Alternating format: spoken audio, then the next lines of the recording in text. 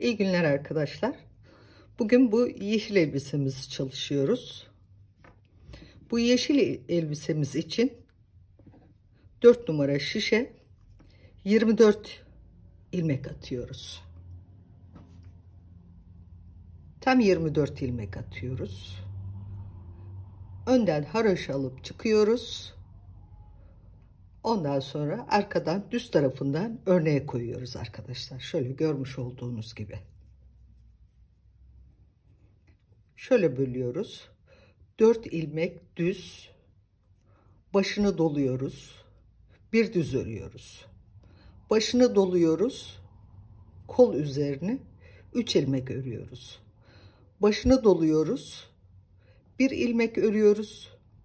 Başını doluyoruz. 6 ilmek örüyoruz. Başını doluyoruz. Bir ilmek örüyoruz. Başını doluyoruz. 3 ilmek örüyoruz. Başını doluyoruz. Bir ilmek, başını dolayıp 4 ilmek ördüğümüzde 24 ilmeği paylaştırmış oluyoruz arkadaşlar. Bu 24 ilmeği gidip geldikçe buradan artırmalarımız hep aynı olacak. Artırdığımız yerden şimdi şu giden, şu 4'ten sonra başını dolayıp bir düz almıştık ya, şu düz bizim sabit noktamız.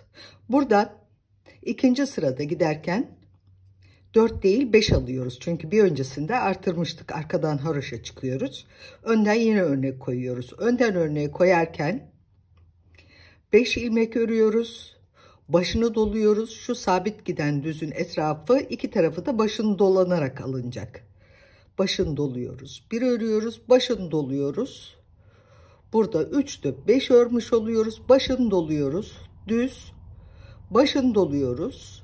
Buradaki ilmek 7'ye çıktı, 5'ti. 6'ydı, 8'e çıktı.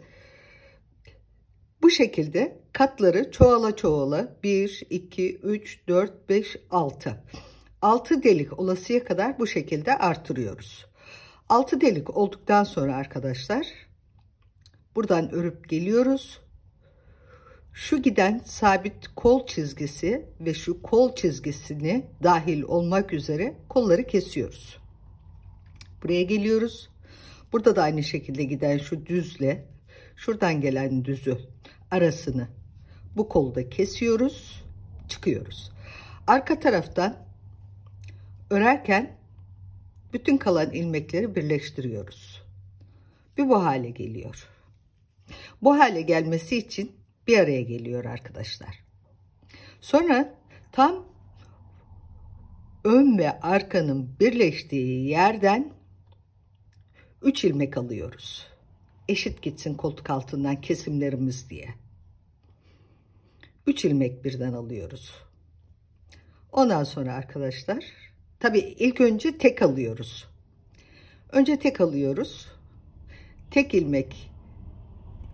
2 buradan kesiyoruz. 2 buradan kesiyoruz. Önden gidiyoruz. Geri geliyoruz. Kestiğimiz ilmek belli olmuş oluyor. Ondan sonra giderken o kestiğimiz ilmeğin sağından ve solundan 3 ilmek birden keserek geliyoruz. Burada 24 ilmek kalasıya kadar. Burada 24 ilmek kaldıktan sonra kremi ipimizi bağlıyoruz ve kremiye geçiyoruz. Bir kremi bir yeşil olarak kalçadan aşağıya çizgili devam ettiriyoruz arkadaşlar.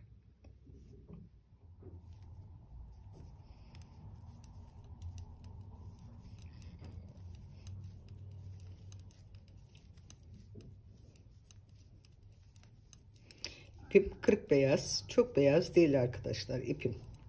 Ekru. İpimin rengi ekru. Şöyle beyaz çizgiyi koydum. Şimdi arkadan haroşa geliyorum. Haroşamızı çıktık arkasından. Şimdi yeşil ipimizle gidiyoruz. 2 şiş yeşil, 2 şiş kremi şeklinde götüreceğiz olayı. Çizgi çizgi olsun.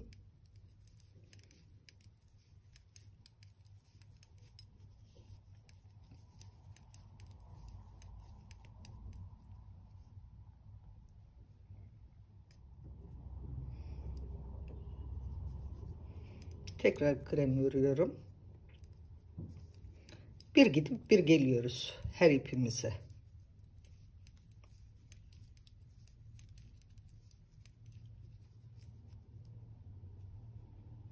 Evet arkadaşlar, çizgilerimiz belirginleşmeye başladı. Şu şekilde elbisemizi bitiriyoruz. Belden oturtturmalı olmuş olacak. Koltuk altından bele kadar oturtturuyoruz. Ondan sonra hiçbir işlem yapmadan çizgi olarak bitiriyoruz.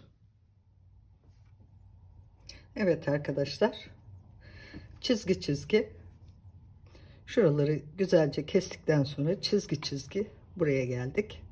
Şimdi son sıra koyu yeşil 2 sıra örüp örgümü kapatıyorum. Bebeğime giydirip geliyorum. Son sıra yeşilimi örüp geldim. Son sıra yeşilimizi bitirdikten sonra diktim arkadaşlar. Bebeğimize giydirdik. Yapmak isteyenlere şimdiden kolay gelsin. Evet arkadaşlar, bugün bu elbisemizi çalışacağız. Görmüş olduğunuz gibi yeşil ve kremi rengi, tam beyaz değil. Şöyle gördüğünüz gibi hafif yarasa kollu geliyor koltuk altlarından. Şöyle gördüğünüz gibi şuralardan delikler çok güzel ajur gibi göze çarpıyor. Şöyle baktığımız zaman evet, koltuk altı belden yarasa çıkıyor arkadaşlar. Bakın. Ve alt tarafı da çizgili. Bugün bu elbisemizi çalışacağız. Herkese kolay gelsin.